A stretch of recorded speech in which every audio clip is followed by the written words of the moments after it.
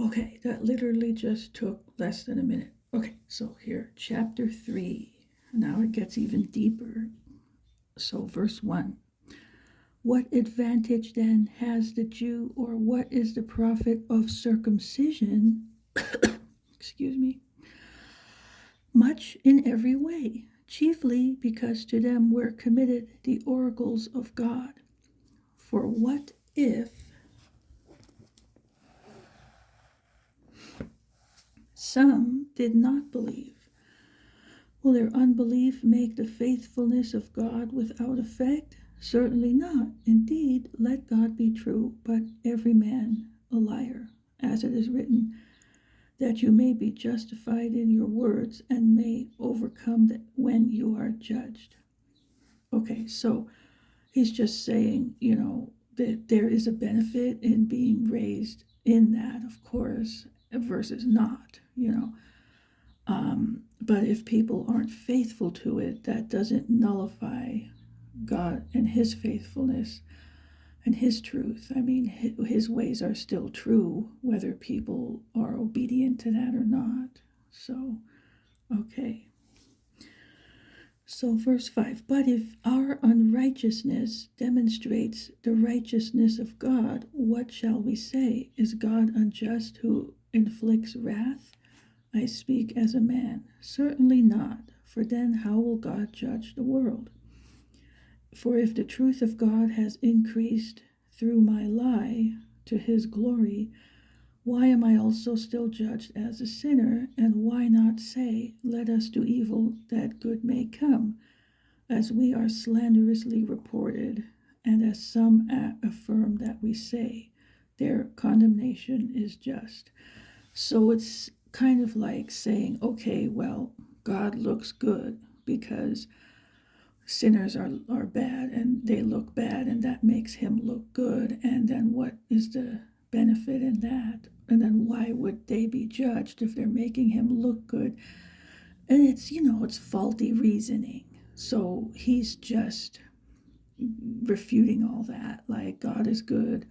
You'll still be judged, if you're not good. And that's it. So, I mean, again, like I said, he gets into all these windy roads and things, but basically that's what's being said there. So, there's no justification for doing wrong. I mean, there's not one anywhere for that. So,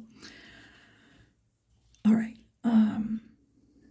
Yeah, and then you get the people that, try to argue about why is there suffering at all, and I have a whole thing coming on that. So that will be addressed in one of those separate topics I'll do probably after Romans. So, okay.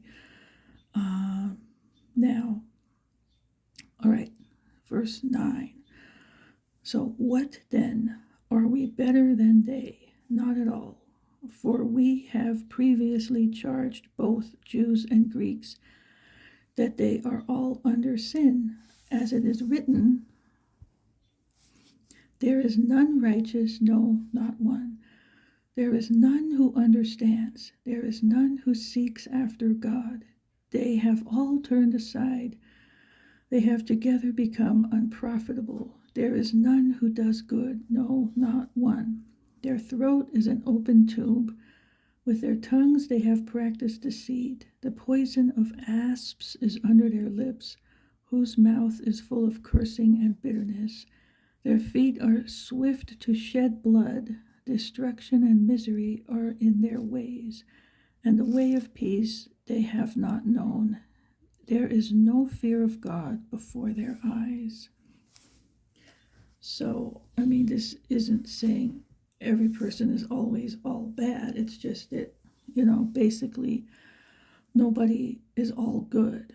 There isn't one person who is all good, sinless, and perfect. Everybody has sinned, except Jesus is perfect, but, everybody else has sinned, to some extent or another. Everybody is guilty.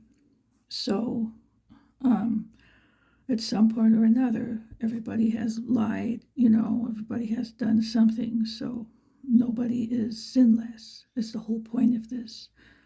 Okay, so, all right, now, verse 19. Now we know that whatever the law says, it says to those who are under the law, that every mouth may be stopped, and all the world may become guilty before God. Therefore, by the deeds of the law, no flesh will be justified in his sight, for by the law is the knowledge of sin. Okay, so here's the whole point. All right, everybody has sinned. The law is the standard, whether we know about it or not. We're all still guilty of sin, and nobody is justified by the law. Nobody can say, I was good enough.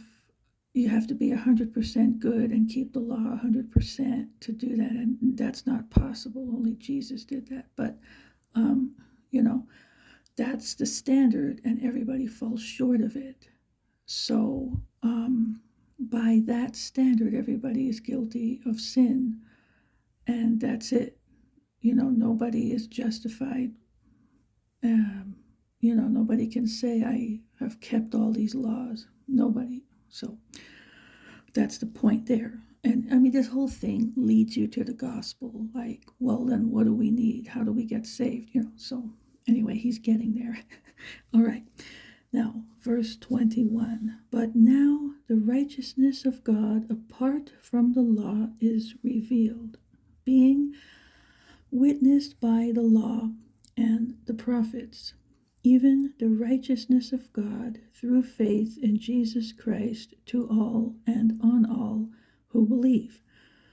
For there is no difference, for all have sinned and fall short of the glory of God, being justified freely by his grace through the redemption that is in Christ Jesus, whom God set forth as a propitiation by his blood through faith to demonstrate his righteousness, because in his forbearance God had passed over the sins that were previously committed, to demonstrate at the present time his righteousness, that he might be just and the justifier of the one who has faith in Jesus.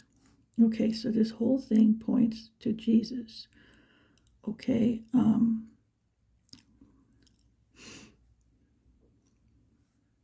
so faith in Jesus Christ, and it's all about the redemption that is in Christ Jesus by the atonement. It's all about that. He was perfect. He was the sacrificial lamb. That's the only way to be that. You have to be perfectly sinless.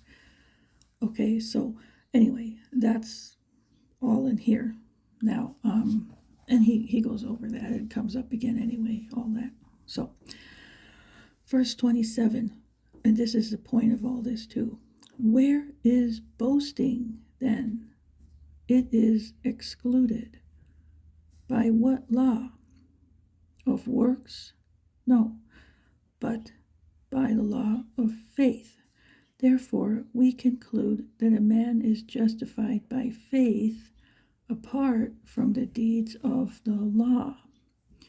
Or is he the God of the Jews only? Is he not also the God of the Gentiles? Yes, of the Gentiles also, since there is one God who will justify the circumcised by faith and the uncircumcised through faith. Do we then make void the law through faith? Certainly not. On the contrary, we establish the law. Okay, so I'll unpack that now. So here, where is boasting then? It's like nobody can brag and say, oh yes, I was good enough. I did all the good works necessary. Where's my ticket, into heaven? It doesn't work that way. Boasting is excluded. And then, do you get in by the law? Works? No, but by the law of faith. So by faith. So, and here, therefore, we conclude that a man is justified by faith apart from the deeds of the law. So again, the law will not save you. All those people out there all those cults that think that they're going to get in by keeping the law are in for a rude awakening. You're not going to get in by keeping the law. Nobody can keep the law anyway. You'd have to keep it perfectly, and that's not possible. That's the whole point of grace and the atonement. Okay? So, so many fall into that trap. It's getting bad. Okay. And then, or is he the God of the Jews only? Is he not also the God of the Gentiles? Yes, of the Gentiles also, since there is one God who. All right, let me stop there. So, there's one God. I mean, he's the judge of all. Okay, so, all right, since there is one God who will justify the circumcised by faith and the uncircumcised through faith, it doesn't matter. It's all by faith. Either way. Okay, so do we then make void the law through faith? Certainly not. On the contrary, we establish the law. Well, what does that mean? Well, what that means is, like I said many times, if you have the Holy Spirit, you're automatically walking in righteousness. You're led by the Holy Spirit. You're going to fulfill what God wants you to fulfill. Okay? You're going to fulfill the law of Christ. So it's established in that way. It's not like everything is just destroyed because of grace. And, and the people who claim it's a license to sin are the ones doing that. Well, in their minds, they're doing that. Like, oh, we can just throw everything out the window now. That's not how it works. That's why it's so important to walk in righteousness through the Holy Spirit. That's how it is at the other end of this. So, not to be a bad example, like those people who think it's a license to sin. It's not. And then it makes people look like, oh, see, they're just throwing all these good rules out the window. And no, true Christians are not doing that. It's those who are deceived who are doing that, and it's a bad witness. Now, Ephesians chapter 2, 8 through 10 says, we're saved by grace through faith in Christ unto good works. So, you have to have the cart and the horse in the right order. You can't put the cart before the horse, as they say. So it will follow through the Holy Spirit, but it should follow. If people aren't producing good in their life, then there's a problem. It needs to be inspected, and that needs to be addressed with those people. Okay, so that is it for chapter 3. And again, there are many good verses here to use. All have sinned. All this right here, it points to Jesus. Nobody gets in by keeping standards. All right, and then tomorrow I'll move on with 4 and try to get through 8. And then 9, 10, and 11 is its own topic, so I'll do those together. And then 12, 13, 14, 15, and 16 are just sort of assorted things. So that's next. Okay. All right. So have a blessed evening, and I'll be back tomorrow.